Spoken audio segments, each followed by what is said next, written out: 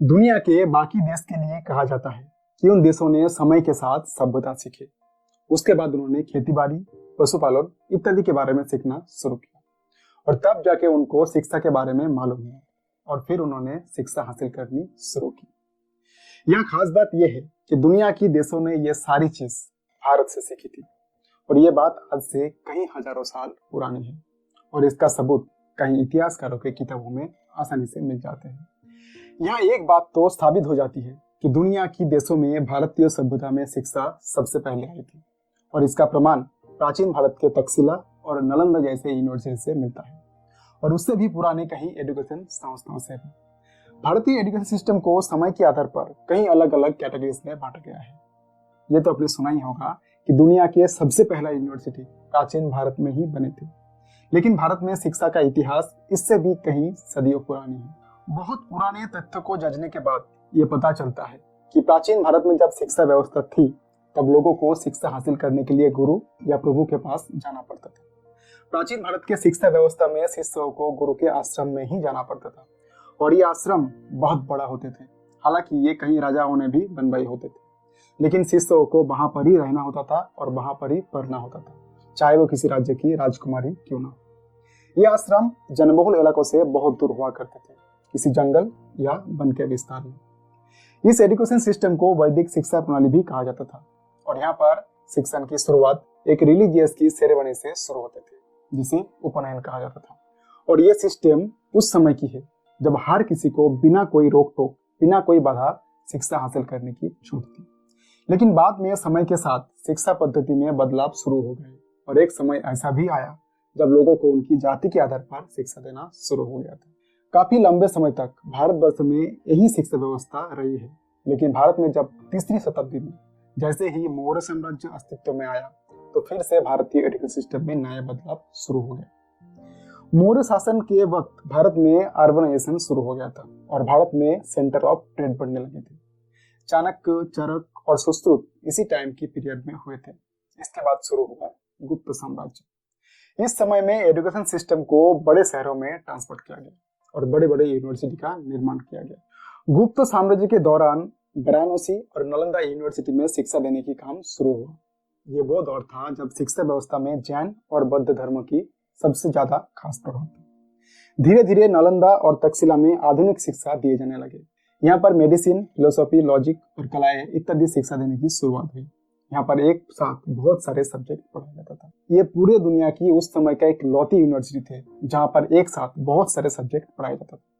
ये वो समय था जब भारत पूरी दुनिया में एजुकेशन हब बन चुका था और चीन, रसिया तथा सेंट्रल एशिया से कई सारे स्टूडेंट इस विश्वविद्यालय में पढ़ने के लिए आया करते थे। इन कुछ विश्वविद्यालय को छोड़कर भारत में उस समय तक भी गुरु शिष्य वाली संबंध और आश्रम की शिक्षा प्रणाली भी चालू थी।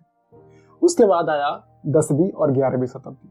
उस समय काल को मेडिवल टाइम कहा जाता है और इस टाइम फ्रेम में भारत में बहुत सारे एजुकेशन संस्थाएं खुल गई थी। उसके बाद 12वीं शताब्दी में भारत में अल बेरूनी का आगमन हुआ और उस समय में ज्यादातर साइंस और टेक्नोलॉजी पर जोर दिया गया।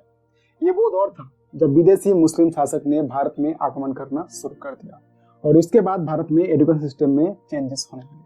उसके बाद 13वीं और 14वीं शताब्दी तक बदलाव का दौर जारी रहा और बड़े तौर पर मद्रास और मकतब की स्थापना की जाने लगी, जिसमें मकतब पर स्कूल की एजुकेशन दिए जाते और मद्रास में हायर एजुकेशन। इन जगहों पर धर्म शिक्षा के साथ साथ ग्रामर, साइंस, मैथ, फिलोसॉफी इन सब का शिक्षा भी दिए जाने लगे थे और 18वीं शताब्दी तक लगभग यही एजुकेशन सिस्टम उस समय में भारत में रहा। लेकिन दोस्तों, ये पूरे कालखंड में भी भारत में ग्रामीण एरिया में गुरुकुल और आश्रम के शिक्षा प्रणाली भी चालू थे।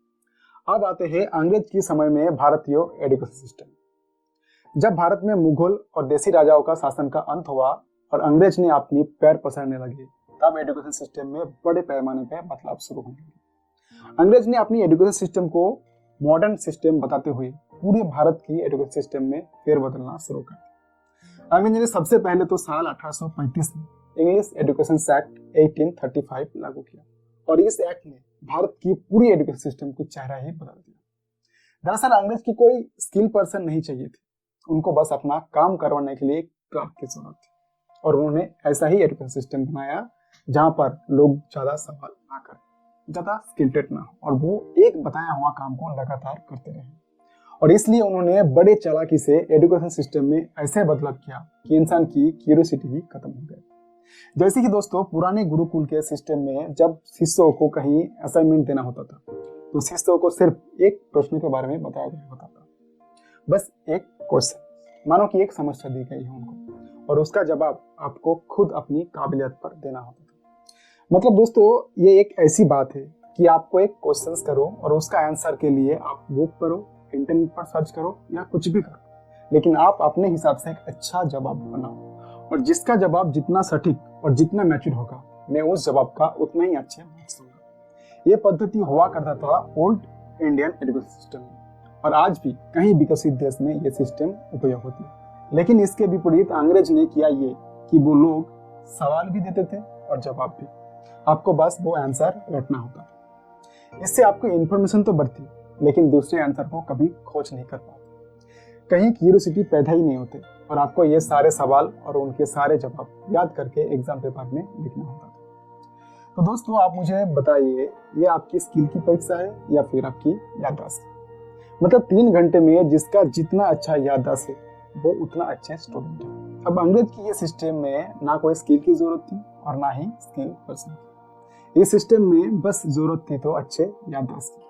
हालांकि अंग्रेजों ने कुछ चीज़ों की, जैसे मिडिवल टाइम में केवल जेंट्स को ही पढ़ाई करने की जरूरत थी, लेडीज पढ़ने के लिए नहीं जाते थे, लेकिन अंग्रेज ने यह सिस्टम बदलते हुए लड़कियों को शिक्षा देने के अधिकार प्राप्त कर दिए। लेकिन ये लागू उनके शासनकाल के बाद में ही हुआ। अब आते हैं Indian education system after independence. आजादी के तुरंत बाद भारत में ज्यादा कुछ नहीं बदला और अंग्रेज का बनाए हुए एजुकेशन सिस्टम का एज बढ़ा और आज जो एजुकेशन से वो काफी हद तक अंग्रेज द्वारा चलाई गई एजुकेशन सिस्टम पर ही आधारित है।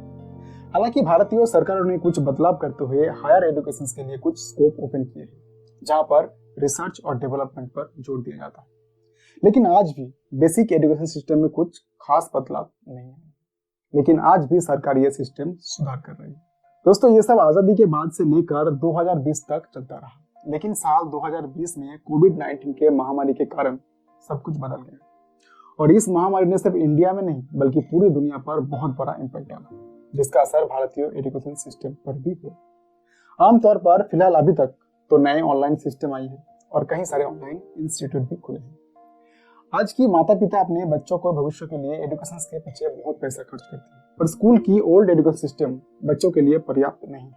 इसलिए आज बहुत सारे एडेक कंपनी सामने आई है, जैसे कि लेट ने विशेष रूप से स्कूल के लिए सिस्टम डेवलप किया है।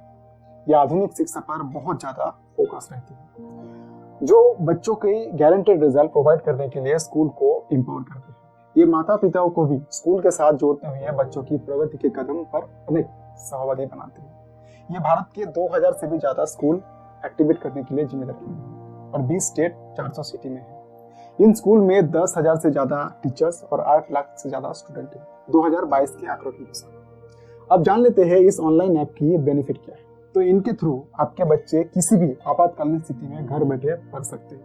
यहाँ पर आपके बच्चों की इंग्लिश स्पीकिंग एबिलिटी डेवलप होगी और उनके कॉन्फिडेंस लेवल भी बढ़ेगा। यहाँ पर बच्चे नेशनल लेवल की एग्जाम में भी पार्टिसिपेट कर सकते हैं।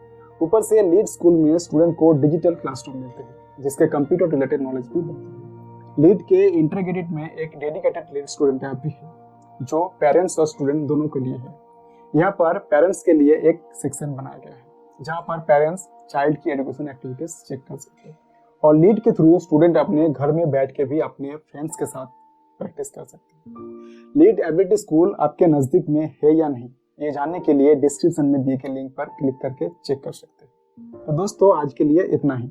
इंडियन एजुकेशन सिस्टम और कोरोना के बाद प्रोग्रेसिव एजुकेशन के बारे में आप क्या सोचते हैं हमें कमेंट करके जरूर बताइए।